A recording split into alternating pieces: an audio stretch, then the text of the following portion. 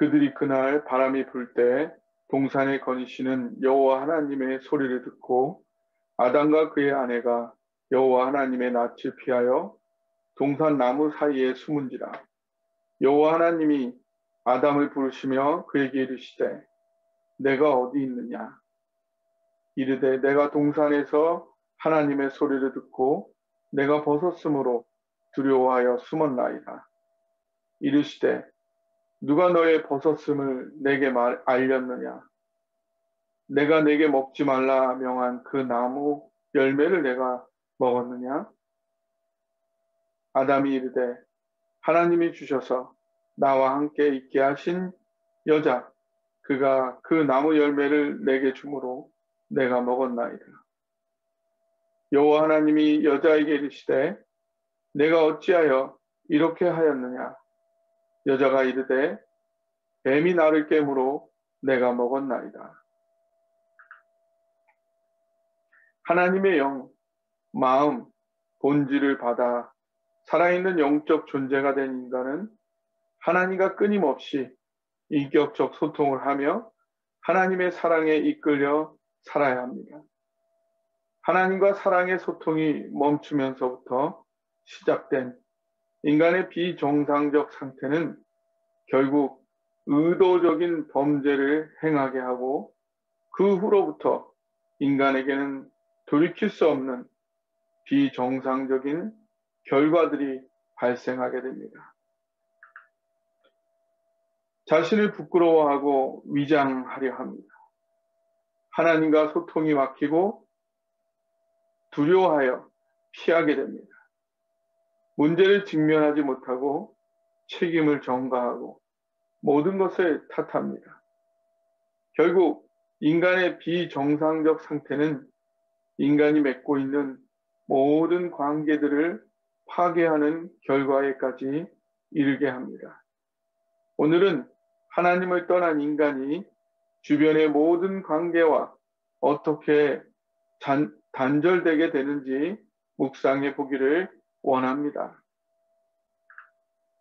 첫째, 하나님과의 관계가 파괴됩니다. 하나님께서는 사랑으로 인간에게 생명을 주셨습니다. 그리고 당신의 생명을 바쳐 사랑하십니다. 그래서 나를 중심으로 온 우주를 운행하고 계십니다. 하나님은 인간 생명의 원천입니다. 인간의 행복과 성공적인 삶이 가능하기 위한 가장 중요한 뿌리는 바로 하나님이시고 이 하나님과의 끊임없는 사랑의 소통이 가장 중요한 행복의 조건입니다. 하나님과 사랑의 소통을 경시한 인간은 하나님께서 설정해 놓으신 주변 환경의 이유들을 망각하게 되고 그로 인해 하나님께 불만을 품게 되고 하나님의 말씀들을 불신하게 됩니다. 결국 하나님의 말씀을 의도적으로 거역하고 범죄를 행한 후에는 하나님을 두려워하고 피하여 숨게 됩니다. 두려워 피하고 숨은 단계에서 한 단계 더 나아가 관계의 파괴는 더 진행되어 하나님을 원망하게 됩니다. 하나님이 주셔서 나와 함께 있게 하신 여자, 그가 그 나무 열매를 내게 주므로 내가 먹었나이다. 자신이 이 지경에 이르게 된 책임은 주변으로 돌리다가 궁극적으로 모든 것의 원인이 되시는 하나님께 모든 책임을 돌리며 원망하는 것입니다. 나 생명의 근원, 사랑의 뿌리이신 하나님이 내 모든 비참한 삶의 원인으로 원망의 대상이 되는 것입니다.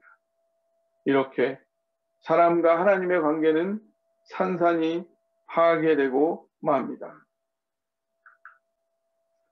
둘째, 인간 사이의 관계가 파괴됩니다. 사람은 사랑과의 소통을 통해서만이 온전한 사랑을 영육으로 누리고 실천할 수가 있습니다. 하나님은 영적인 존재이시고 다른 대상들은 물질적인 존재들입니다.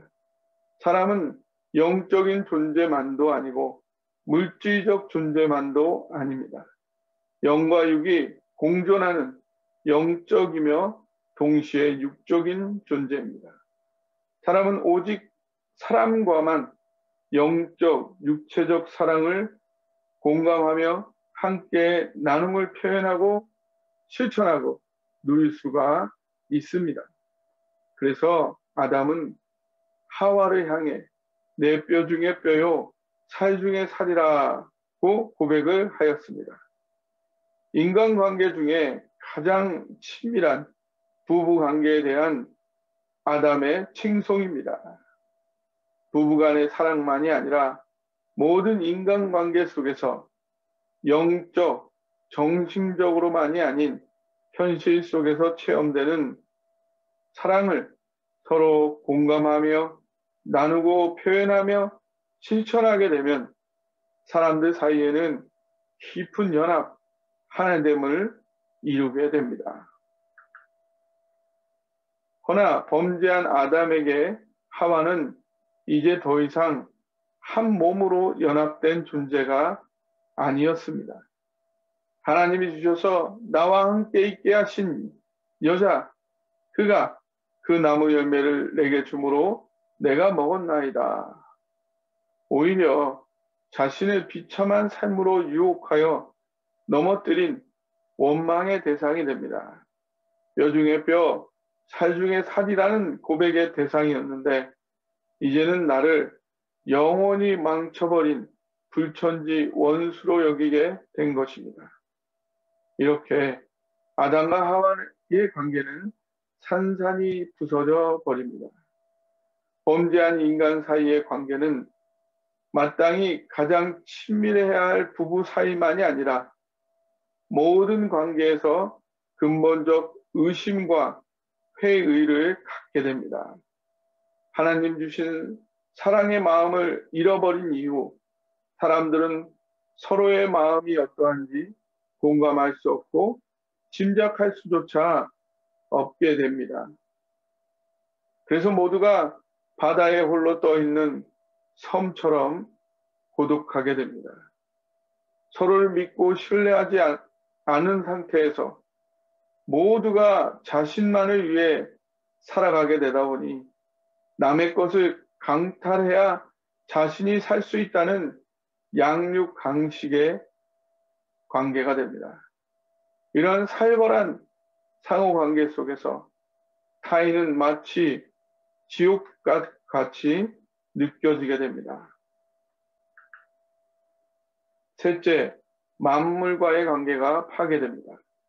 하나님은 인간에게 땅을 정복하라 하셨고 땅의 모든 것을 다스리라고 하였습니다.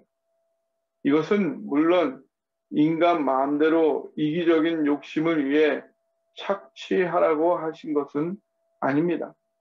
아비가 자녀들을 돌보듯이 사랑으로 잘 보살피고 관리하라 하신 것입니다.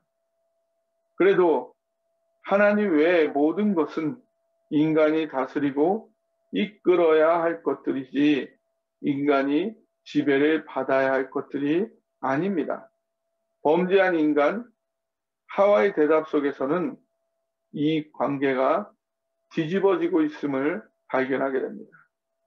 뱀이 나를 깨물어 내가 먹었나이다.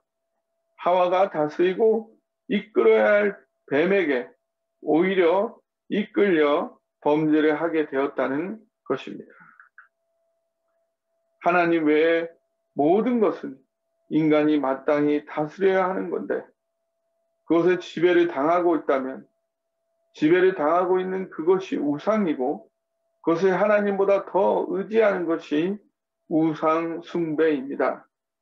범죄한 인간은 하나님의 존재도 사랑도 느끼려 하지도 느낄 수도 없습니다. 그에게는 현실적, 물질적 세계만이 보여집니다. 그에게는 물질적으로 보여지는 현실, 물질만이 중요하며 그것들에 이끌리는 삶을 살아갑니다. 재물이 사람을 따라와야 하는데 사람이 그 재물을 따라갑니다. 명예가 사람을 따라와야 하는데 사람이 그 명예를 따라갑니다. 권력이 사람을 따라와야 하는데 사람이 그 권력을 따라갑니다. 성공이 사람을 따라와야 하는데 사람이 그 성공을 따라갑니다. 범죄한 인간은 사랑의 소통을 나누어야 할 하나님을 원망하고 사랑의 연합을 이루어야 할 사람들과 반목하고 다스려야 할 모든 것들에 오히려 지배를 받는 지경에 이르게 됩니다.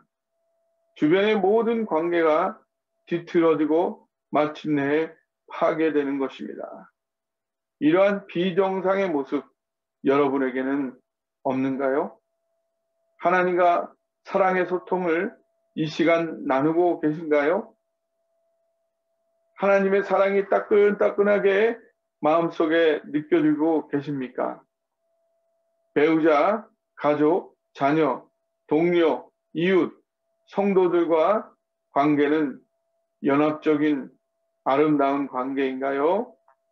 아니면 원수 같은 관계는 아니신가요?